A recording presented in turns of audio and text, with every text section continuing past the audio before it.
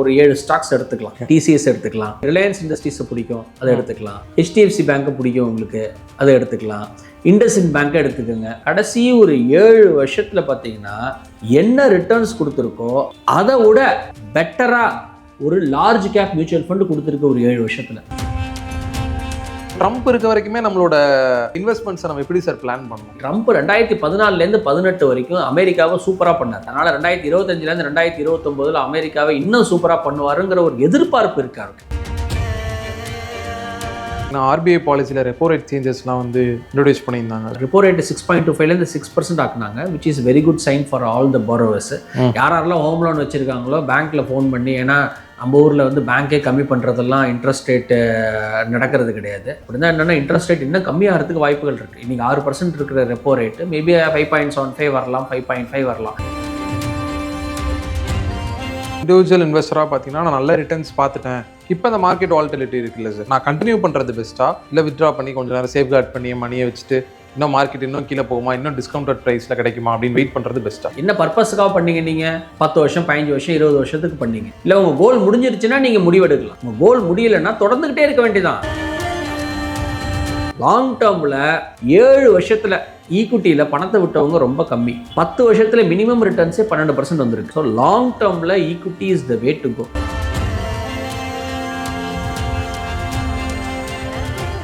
Sir இப்போ பார்த்தீங்கன்னா ஒரு 7 மந்த்ஸாக பார்த்தீங்கன்னா மார்க்கெட் கீழே போச்சு, இப்போது ஓரளவு கொஞ்சம் கொஞ்சமாக தான் மேலே வருது. இது இன்னும் திரும்ப இண்டஸ்ட்ரிக்கே கண்டினியூ ஆகுமா இல்லை திரும்ப டவுன்ஃபால் இருக்குமான்னு தெரியல. ஸோ இப்போ நிறைய பேர் சொல்கிற விஷயம் என்ன பார்த்தீங்கன்னா, இன்னும் இந்த ட்ரம்ப் இருக்க வரைக்குமே இந்த அன்சர்டனிட்டி இருந்துட்டு தான் இருக்கும். மார்க்கெட்டில் நார்மலாகவே அன்சர்டனிட்டி இருக்கும், இருந்தாலும் இன்னும் கொஞ்சம் வாலட்டிலிட்டி கொஞ்சம் பீக்கில் இருக்கும் ட்ரம்ப் இருக்க வரைக்குமே. ஏன்னா அவர் எடுக்கிற டெசிஷன்ஸ்லாம் பார்க்குறீங்கன்னா அன்பிரடிக்டபுளாக இருக்குது. திடீர்னு வராரு, திடீர்னு ஒன்று சொல்கிறாரு, அதுக்கு மார்க்கெட் பயங்கரமாக ரியாக்ட் ஆகுது.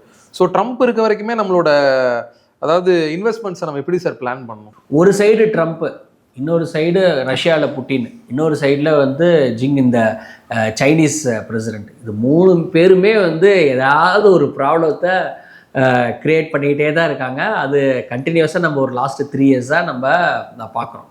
Coming back to the Trump story, Trump 2014 18 வரைக்கும் அமெரிக்காவை சூப்பராக பண்ணார். அமெரிக்க பொருளாதாரம் வேற லெவலுக்கு போச்சு. ஆக்சுவலாக எல்லாரும் என்ன நினச்சிட்டு இருக்காங்க, 2014 18 அமெரிக்காவை சூப்பராக பண்ணாரு, அதனால் 2025 2029 அமெரிக்காவை இன்னும் சூப்பராக பண்ணுவாருங்கிற ஒரு எதிர்பார்ப்பு இருக்காரு. எல்லார் கையிலையும் அந்த எதிர்பார்ப்பு இருக்குது. ஆனால் என்னென்னா 2014 18 வரைக்கும் அமெரிக்காவுடைய இன்ட்ரெஸ்ட் ரேட்டு, இந்த மார்கேஜ் இன்ட்ரெஸ்ட் ரேட்டு 1% இருந்தது, 1.5% இருந்தது. இன்றைக்கி 2025 நீங்கள் கடன் வாங்கினீங்கன்னா 6%. இன்றைக்கி 1% இந்த இன்ட்ரெஸ்ட் ரேட்டு இன்றைக்கி 6%, விச் இஸ் 6 டைம்ஸ் மேலே போயிருக்கு. அப்படி தான் என்னென்னா 1 லட்சம் கட்ட வேண்டிய இடத்துல இஎம்ஐ நீங்கள் 6 லட்ச ரூபா கட்டுவீங்க, 50,000 கட்ட வேண்டிய இடத்துல 3 லட்சம் கட்டுவீங்க. ஸோ இது அமெரிக்காவுக்கு ரொம்ப புதுசு. கடைசி இந்த 2 வருஷத்தில் இருக்கிற இந்த இன்ட்ரெஸ்ட் ரேட்டு கொஞ்சம் புதுசு. இது ஒரு பெரிய ப்ராப்ளம். ஸோ அவர் நினச்சது 2014 18 செஞ்சது எல்லாமே அவருக்கு அமெரிக்க பொருளாதாரம் ஓரளவு கை கொடுத்தது. இன்றைக்கி காலகட்டத்தில் அவர் நினச்சதெல்லாம் செய்ய முடியுமான்னு தெரியல. ஏன்னா இவர் இந்த மாதிரி டேரிஃப் அனௌன்ஸ் பண்ணோன்னு என்ன நினச்சாருன்னா, பாண்டோடைய ஈல்டெல்லாம் கம்மியாகும், என்னுடைய இன்ட்ரெஸ்ட் அவுட்ஃப்ளோ கம்மியாகும் அப்படின்னு நினச்சார். அப்படி தான் என்னென்னா, உங்ககிட்ட கடன் வாங்கியிருக்கேன் சார், உங்ககிட்ட கடன் வாங்கியிருக்கேன், 5% கடன் வாங்கியிருக்கேன், இன்ட்ரெஸ்ட் ரேட்டு கம்மியாச்சுன்னா உங்களுக்கு நான் 3% கொடுத்தா போதும், அதனால் என்ன ஆகும்னா என்னுடைய டெஃபிசிட் கம்மியாகும் அப்படின்னு நினச்சாரு. ஆனால் அவர் அனௌன்ஸ் பண்ணதுக்கப்புறம் அப்படியே ஆப்போசிட்டாக போயிடுச்சு. என்ன ஆயிடுச்சுன்னா, ஈல்டெல்லாம் மேலே போயிடுச்சு. இது கொஞ்சம் டெக்னிக்கலாக நம்ம புரிஞ்சுக்கணும். இந்த ஈல்டு மேலே போச்சுன்னா அந்த price of the bond will go down. அந்த காலகட்டத்தில் இப்போ என்ன ஆயிடுதுன்னா, 90 days நான் என்ன பண்ணுறேன், நான் அதை நிறுத்தி வைக்கிறேன், சைனாவை தவிர எல்லாத்தையும் நான் நிறுத்தி வைக்கிறேங்கிறார். அவர் சொன்ன அனௌன்ஸ்மெண்ட்டுக்கு ஆப்போசிட்டாக என்ன ஆயிடுச்சுன்னா மார்க்கெட் ரியாக்ட் பண்ணிடுச்சு. ஸோ அதுக்கே அது ஒரு பெரிய நெகட்டிவ் நியூஸ் ஆகிடுச்சு. ஸோ அதனால் ட்ரம்ப் சொல்கிறது எல்லாமே நடக்க போகிறதில்ல. ஸோ நம்ம இந்த வால்டிலிட்டியை, இந்த 3 லீடர்ஸ், புட்டின்னு, இந்த ட்ரம்ப்பு, இந்த பக்கம் இந்த சைனீஸ் பிரசிடென்ட் இருக்கிற வரைக்கும், இவங்க இந்த அனௌன்ஸ்மெண்ட் டெய்லி கொடுக்குற வரைக்கும் நம்மளுக்கு ப்ராப்ளம் தான். சார் இண்டிவிஜுவல் இன்வெஸ்டராக பார்த்தீங்கன்னா நான் நல்ல ரிட்டர்ன்ஸ் பார்த்துட்டேன், ஒரு 5-6 வருஷமாக நான் இன்வெஸ்ட் பண்ணுறேன், நல்ல ரிட்டர்ன்ஸ் பார்த்துட்டேன், இப்போ அந்த மார்க்கெட் வால்டிலிட்டி இருக்குல்ல சார், இதுக்கப்புறம் இப்போது ட்ரம்ப் இதெல்லாம் நான் மைண்டில் எடுத்து நான் இது பண்ணேன் அப்படின்னா நான் கண்டினியூ பண்ணுறது பெஸ்ட்டா இல்லை வித்ட்ரா பண்ணி கொஞ்சம் நேரம் சேஃப்கார்ட் பண்ணி மணியை வச்சுட்டு இன்னும் மார்க்கெட் இன்னும் கீழே போகுமா, இன்னும் டிஸ்கவுண்டட் ப்ரைஸில் கிடைக்குமா அப்படின்னு வெயிட் பண்ணுறது பெஸ்ட்டா? தொடங்குறது முக்கியம் கிடையாது, தொடர்றது தான் முக்கியம். தொடங்கிட்டீங்க, என்ன பர்பஸுக்காக பண்ணீங்க? நீங்கள் 10 வருஷம் 15 வருஷம் 20 வருஷத்துக்கு பண்ணீங்க. இல்லை உங்கள் கோல் முடிஞ்சிருச்சுன்னா நீங்கள் முடிவெடுக்கலாம். உங்கள் கோல் முடியலைன்னா தொடர்ந்துக்கிட்டே இருக்க வேண்டியதான். லாங் டேர்ம் ஸ்டோரி தான் பாசிட்டிவ்னு சொல்லிட்டோமே. லாங் டேர்ம் ஸ்டோரி இந்தியா நல்லா பண்ண போகுதுன்னு சொல்லிட்டோமே. இந்தியா இல்லைன்னா உலக நாடுகள் இல்லைன்னு சொல்லியாச்சு. So equity is the way to go. Equity is risky, inflation is deadly. So அதனால் ஈக்விட்டியில் மட்டும் முதலீடு பண்ணியிருந்தால் அதர் அசட் கிளாஸ்லேயும் கொஞ்சம் முதலீடு பண்ணிக்கணும். நான் ஃபுல்லி ஈக்விட்டி வச்சுருக்கேன்னா அது கொஞ்சம் அலாம் அடிக்கணும். பட் அதை தவிர ஒரு டைவர்சிஃபைடாக வச்சுருக்கேன், போர்ட்ஃபோலியோ வச்சுருக்கேன், நல்ல ரிஸ்க்கை மிட்டிகேட் பண்ணியிருக்கேன் அப்படின்னா தொடர்ந்துக்கிட்டே இருக்க வேண்டியதான். ஒரு சட்டை 100 ரூபா இருக்கிற இடத்துல இன்றைக்கி 80 ரூபா இருக்குன்னா 2 சட்டை வாங்கணும். 50 ரூபா இருக்குன்னா 2 சட்டை வாங்கணும். சிம்பிள். டிஸ்கவுண்ட்டாக இருக்கும்போது நிறைய வாங்குங்க.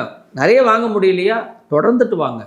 லாங் டேர்மில் 7 வருஷத்தில் ஈக்விட்டியில் பணத்தை விட்டவங்க ரொம்ப கம்மி. 10 வருஷத்தில் மினிமம் ரிட்டர்ன்ஸே 12% வந்திருக்கு. ஸோ லாங் டேர்மில் equity is the way to go. நீங்கள் ஒரு கஸ்டமர் கூட மியூச்சுவல் ஃபண்ட்ஸில், இப்போ நீங்கள் மியூச்சுவல் ஃபண்ட்ஸை நான் ஏன் மறுபடியும் சொல்கிறேன்னுங்கிறதுக்கு ஒரு காரணம் இருக்குது. இன்றைக்கி நீங்கள் வந்து ஒரு 5 ஸ்டாக் இல்லை ஒரு 7 ஸ்டாக், ஏன்னா நீங்கள் ஸ்டாக்ஸை பற்றி தான் நிறைய எங்கிட்ட கேட்பீங்க. ஆனால் நான் ஸ்டாக்ஸை பற்றியே பேச மாட்டேன். நீங்கள் உங்களுக்கு தெரிஞ்ச ஒரு 7 ஸ்டாக்ஸ் எடுத்துக்கலாம். உங்களுக்கு டிசிஎஸ் ரொம்ப பிடிக்கும், டிசிஎஸ் எடுத்துக்கலாம். நீங்கள் வந்து ரிலையன்ஸ் இண்டஸ்ட்ரீஸை பிடிக்கும், அதை எடுத்துக்கலாம். ஹெச்டிஎஃப்சி பேங்க்கை பிடிக்கும் உங்களுக்கு, அதை எடுத்துக்கலாம். இண்டஸ்இண்ட் பேங்க்கை எடுத்துக்கோங்க. இப்போ ரீசெண்டாக அடி வாங்கின இண்டஸ்இண்ட் பேங்க்கை எடுத்துக்கோங்க. நீங்கள் வேறு ஏதாவது 2-3 கம்பெனிஸ் எடுத்துக்கிட்டிங்கன்னா கடைசி ஒரு 7 வருஷத்தில் பார்த்தீங்கன்னா என்ன ரிட்டர்ன்ஸ் கொடுத்துருக்கோ அதை விட பெட்டராக ஒரு லார்ஜ் கேப் மியூச்சுவல் ஃபண்டு கொடுத்துருக்கு ஒரு 7 வருஷத்தில். சொன்னால் நிறைய பேர் நம்பவே மாட்டாங்க. நான் வந்து இந்த கம்பெனி ஸ்டார்ட் பண்ணும்போது ஒரு சிம்பிள் லார்ஜ் கேப் ஃபண்டு விற்றேன்.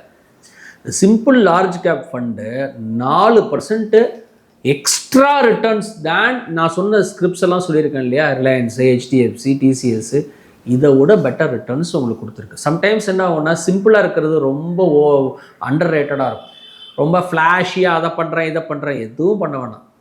அதான் சொன்னேன், தொடக்கத்தில் இருக்கிற ஆர்வம் தொடர்ந்து இருக்கணும். அந்த டிசிப்ளின்டாக ஒரு லாங் டேர்மில் ஒரு கன்விக்ஷனோடு நீங்கள் பண்ணிங்கன்னு சொன்னால் equity is the way to go. கிராஜுவலாக பில்ட் பண்ணிகிட்டே வரது தான் புத்திசாலித்தனம். சார், இப்போது டே டு டே பார்த்தீங்கன்னா இன்வெஸ்டர்ஸ் அதிகமாக வந்துகிட்டே தான் இருக்காங்க ஷேர் மார்க்கெட்டுக்குள்ளே. ஏன்னா இன்ஃப்ளூயன்சர்ஸும் அதிகமாகிட்டாங்க. பார்த்துட்டு நிறைய பேர் இன்வெஸ்ட் பண்ணணும் அப்படின்னு சொல்லி நிறைய முடிவு எடுக்கிறாங்க. அவங்களாவும் நிறைய பேர் பண்ணிட்டு தான் இருக்காங்க. ஸோ அந்த வகையில் இப்போ இன்வெஸ்ட்மெண்ட்குள்ளே வந்தவங்களுக்கு பார்த்தீங்கன்னா மார்க்கெட் ரெட்லேயே தான் இருந்திருக்கு. இப்போ தான் லைட்டாக க்ரீன் அடிச்சிருக்கு. ஸோ அவங்களாம் என்ன சார் பண்ணுவோம்? ஏன்னா அவங்களுக்கு நீங்கள் ரொம்ப என்ன சார் பதட்டப்படாதீங்கன்னா சொல்ல முடியாது. ஏன்னா புதுசாக வந்திருக்காங்க, காசு போட்டிருக்காங்க, டக்குன்னு மார்க்கெட் ரெட்டு போகுது, க்ரீன் வருது, திரும்ப ரெட்டு போகுது அப்படின்றப்போ அவங்க என்ன சார் பண்ணணும்? இன்ஃப்ளூயன்சர் சொல்கிறதுக்காக இன்வெஸ்ட் பண்ணுறாங்களா? இல்லை, அவங்கள வச்சு தானே தெரிஞ்சுக்கிறாங்க எல்லாமே. வேற என்ன பண்ணுறது? சொன்னாங்க. இப்போ நான் ஒன்று சொல்லுவேன், இன்னொருத்தர் ஒன்று சொல்லுவார். எந்த முடிவு எடுப்பீங்க? Information is plenty. Okay, influencer சொன்னாங்க, இவங்க சொன்னாங்க, அவங்க வாங்கினாங்க, அதெல்லாம் செய்யாதீங்க. ஒரு கோல் வச்சுக்கோங்க, பர்பஸ் வச்சுக்கோங்க. பர்பஸ்ஸு 10 வருஷம், 15 வருஷம், 20 வருஷம்னா ரெகுலராக முதலீடு பண்ணிக்கிட்டே வாங்க. நீங்கள் என்ன பண்ணணுன்னா இந்த டே டு டே பேசிஸில் வேல்யூவேஷன் பார்க்குறது, இந்த வெப்சைட்டு, இந்த ஆப்பெல்லாம் அன்இன்ஸ்டால் பண்ணிவிடுது. பார்க்காதீங்க. நீங்கள் வேல்யூ என்னன்னு பார்க்குறது தானே problem. So buy right and sit tight. எது ரைட்டுன்னு பாருங்கள், ஒரு அட்வைஸரை கேட்டுங்க, கரெக்டாக வாங்குங்க. வேல்யூ எல்லாம் பார்க்காம ரெகுலராக முதலீடு பண்ணிகிட்டே வாங்க. சம்டைம்ஸு லேசியாக இருக்கிறது இன்வெஸ்டிங்க்கு ஒர்க் ஆகும். Success is not easy and certainly it is not for லேசின்னு சொல்லுவோம் லைஃப்பில். பட் சம்டைம்ஸ் இந்த ஸ்டாக் மார்க்கெட்லேயும் மியூச்சுவல் ஃபண்ட்ஸ்லேயும் கொஞ்சம் லேசியாக இருக்கிறது நல்லது. எதுவுமே பண்ணாமல் இருக்கிறது தான் ஒரு பெஸ்ட் டிசிஷன்ஸ். ஸோ ஃபஸ்ட்டு 2-3 இயர்ஸில் இப்போ நீங்கள் விதை போடுறீங்க சார், அது செடி ஆகிறதுக்கு கொஞ்ச நாள் ஆகும், மரம் ஆகிறதுக்கு பல வருஷங்கள் ஆகும். விதை வந்துச்சான்னு தோண்டி டெய்லிங் பார்த்தீங்கன்னா அது வளரவே வளராது உங்களுக்கு. ஸோ அதனால் first water the root, enjoy the fruit little later. So first 1-2-3 இயர்ஸுக்கு பில் பண்ணிக்கிட்டே இருங்க, பார்க்காதீங்க. எவ்வளோ முடியுதோ ஃபஸ்ட்டு ஸ்டொமக் தான். உங்களால் இழப்பு எவ்வளோ தாங்க முடியுமோ அது தகுந்த மாதிரி நீங்கள் கொஞ்சம் கொஞ்சமாக முதலீடு பண்ணிகிட்டே வாங்க. லாங் டேர்மில் டெஃபினட்டாக க்ரோத் இருக்கும். சார், கடைசி கொஸ்டினாக பார்த்தீங்கன்னா ஆர்பிஐ பாலிசியில் ரெப்போ ரேட் சேஞ்சஸ்லாம் வந்து இன்ட்ரடியூஸ் பண்ணியிருந்தாங்க. ஸோ அதை பற்றி நீங்கள் என்ன நினைக்கிறீங்க? இன்ட்ரெஸ்ட் ரேட் ரெப்போ ரேட்டு 6.25 6% ஆக்குனாங்க, which is very good sign for all the borrowers. யாரெல்லாம் ஹோம் லோன் வச்சுருக்காங்களோ பேங்க்கில் ஃபோன் பண்ணி, ஏன்னா நம்ம ஊரில் வந்து பேங்க்கே கம்மி பண்ணுறதெல்லாம் இன்ட்ரெஸ்ட் ரேட்டு நடக்கிறது கிடையாது. ஸோ எல்லோரும் போய் உங்கள் ஹோம் லோனு என்னென்ன லோன்ஸ் எல்லாம் வச்சுருக்கீங்களோ உங்கள் இன்ட்ரெஸ்ட் ரேட்டு கம்மியாக இருக்கான்னு பாருங்கள். முக்கியமாக ஹோம் லோனு இன்ட்ரெஸ்ட் ரேட்டை கம்மி பண்ணுங்கள். அதுக்கு எதாவது ப்ராசஸிங் ஃபீ பே பண்ண சொன்னால் ப்ராசஸிங் ஃபீ கொடுத்து பே பண்ணி இன்ட்ரெஸ்ட் ரேட்டை கம்மியாக வச்சுக்கோங்க. உங்களுடைய பாரோயிங் ரேட்ஸ் எல்லாம் கம்மியாக போகுது. ப்ளஸ் க்ரூடும் கம்மியாக தான் இருக்குது, விச் மீன்ஸ் இன்ட்ரெஸ்ட் ரேட் மேலே போகிறதுக்கு வாய்ப்புகள் கிடையாது. இன்ட்ரெஸ்ட் ரேட் இதே லெவலில் இருக்கும், இல்லை இன்ட்ரெஸ்ட் ரேட் இதோட கம்மியாகிறதுக்கு வாய்ப்புகள் இருக்குது. ஸோ நம்மள மாதிரி ஒரு காமன் பீப்புளுக்கு அது ஒரு நல்ல சைன் ஆக்சுவலாக. ஸோ புது ஆர்பிஐ கவர்னர் சஞ்சய் மல்ஹோத்ரா அவருடைய கமெண்ட்ரி எடுத்து கேட்டோம்னு சொன்னால் ரொம்ப சிம்பிளாக சொல்கிறாப்புல. ஆக்சுவலாக இன்றைக்கி 10 இயர் கவர்மெண்ட் செக்யூரிட்டி இந்தியாவில் பார்த்திங்கன்னா ஒரு 7% இருக்குது. 10 வருஷம் முன்னாடி பார்த்திங்கனாலும் ஒரு 7% இருக்குது. ஆனால் அமெரிக்காவுக்கும் இன்றைக்கும் இந்தியாவுக்கும் பார்த்திங்கன்னா ஒரு 2% தான் டிஃப்ரென்ஸ் இருக்குது. இது ஒரு 10 வருஷம் முன்னாடி டிஃப்ரென்ஸே ரொம்ப ஜாஸ்தியாக இருக்குது. ஸோ என்ன ஆகுனா நம்ம வந்து நல்லா பண்ணிகிட்டு இருக்கோங்கிறத ஒன்று இது காமிக்குது. ரெண்டாவது நம்ம கரண்ட் அக்கௌண்ட் டெஃபிசிட்னால் நம்ம வெளிநாட்டில் உள்ள ட்ரேடு டெஃபிசிட் அதை வந்து கரெக்டாக மெயின்டைன் பண்ணிகிட்ருக்கோம். இன்ஃபேக்ட் அது கம்மியாகிட்டே இருக்குது லாஸ்ட் ஒரு ஃபியூ இயர்ஸாக, which is actually a very good sign. மூணாவது வந்து அக்காமடேட்டிவ்னு சொல்லியிருக்காங்க இந்த ஆர்பிஐ பாலிசியில். அப்படின்னா என்னென்னா இன்ட்ரெஸ்ட் ரேட் இன்னும் கம்மியாகிறதுக்கு வாய்ப்புகள் இருக்குது. இன்றைக்கி 6% இருக்கிற ரெப்போ ரேட்டு மேபி 5.75 வரலாம், 5.5 வரலாம். இதெல்லாம் காலங்கன்னா மேக்ரோ எக்கனாமிக்ஸ்லாம் யாராலையும் ப்ரெடிக்ட் பண்ண முடியாது.